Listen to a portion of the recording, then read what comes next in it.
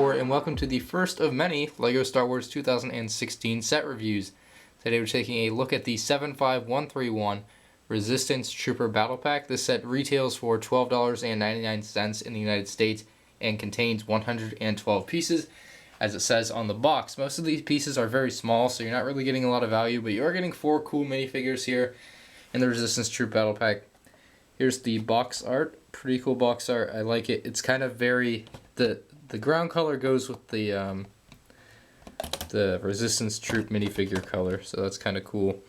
Around back, it shows you what you get in the set and some features, along with the blasters that you'll be receiving, which I think they've done some good modifications to with this edition. The first minifigure we get in this set is the Resistance Officer. He's a pretty cool little figure. Something kind of new here. If we do a quick 360 view, my friend Zach was kind enough to find me the part that I needed to build a steadier minifigure stand, so here we have it. As you guys can tell, it's quite different. Onto the actual figure though, he's got a cool torso design. Got a little bit of color there where his badge would be, I guess. The gun he comes with is just the regular blaster. We'll go ahead and test that right now. We'll just tap it. Oops, that came right off. We'll just tap it.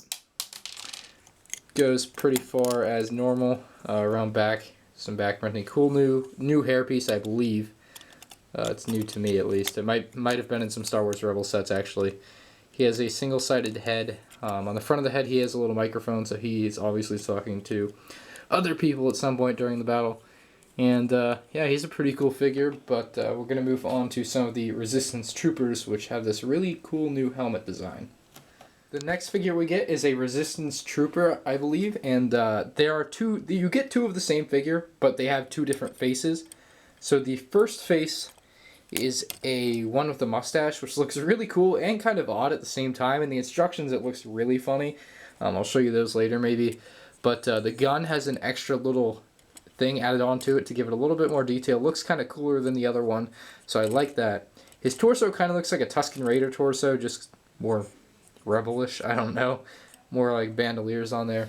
Around back, some cool printing, just single-sided head. The other cool thing about these figures, here's the other head of the other figure. So it's just kind of the normal type face, nothing special with him. But the cool thing about these helmets is that they have a yellow piece in them, which is something I really liked from the Force Awakens Poe Dameron figure, and he had the yellow thing on his Rebel fighter helmet. These figures also have the yellow thing, and they have this little brown strap that comes down to kind of give their face more protection than they would have had otherwise. So that's pretty cool. Something cool about these figures. Again, you get 2 of these guys just with different heads. So now let's go ahead and move on to the final Resistance fighter, which I believe is basically the same, just kind of a different color. So let's go ahead and swap on over to him. Alright, here's the final figure we get. He has a very familiar looking gun and figure in general. He has tan hands, unlike the other figures which had gray hands. He also has a very similar torso, just in a different color. So it's basically the same figure, just in a different color. His face is the normal Rebel face, as you can tell. Very similar to the other figures still. Get a little marking on the helmet like the others.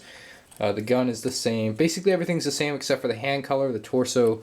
It's just different coloring, so that's what makes this figure different. Other than that, he's really the same. Just a cool figure for your collection. So we'll go ahead and move on to the Scout Speeder, or Rebel Resistance Speeder. I called him Rebel, but yeah, you know what I mean. Let's go ahead and swap on over to that. Okay, right here we have the Resistance Speeder. This is a cool speeder. I believe someone on the LEGO Reddit or the Star Wars Reddit said that this speeder was actually seen in the movie, just without the gun on the top. So I'm not sure, I can't confirm that, obviously, but I will keep my eye out next time I watch Force Awakens. This speeder might actually be from the movie, and I wouldn't doubt it. It wouldn't surprise me at all. But it is a cool speeder. It's got a lot of cool little details. The back, the engines have little red dome piece, or orange dome pieces, sorry. On the bottom you have the clear dome pieces that let you slide it on the Lego bricks, or base plates rather. That makes it really easy to play with, which is a great thing for people that do that. The gun on the top turns 360 degrees and moves up and down with about 90 or 180 degrees of movement, just up and down, wherever you want it to go. Lots of different things you can do with that. So the figures, or what you can do with the figures on this speeder, is you can sit one down in the pilot seat. So he just puts his arms up and sits right here in the seat. And then you can take another figure to man the turret. And in this case, we'll use the general guy. And he just stands right here on these pieces right here above the grill pieces. And he just kind of mans the turret. He kind of stands there. You can't really hold on to it. I mean, you can hold on to it, but then you can't do anything with it. So it'll look cool like if you were just putting it on for a display. But other than that, the figure holding onto it really doesn't matter. Up here, you've just got a little stud for a little extra detail there. It's one of the shiny chrome looking light gray, dark gray studs. So that's a small little addition that's pretty nice. On the front here, you've got a couple little blue blasters. I guess those are the other weapon of the Rebels or Resistance speeder. The other thing that this weapon can do is come right out. So you can take this gun off and use it as a minifigure weapon.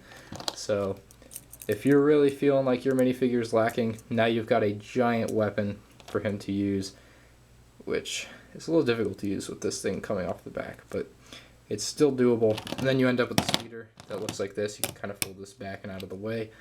And then you've got a pretty cool looking speeder, of course. Then you have this weapon with the standard flick stud missile, or flick stud shooter. And I missed, but yeah, so that is it for this review. I hope you guys did enjoy.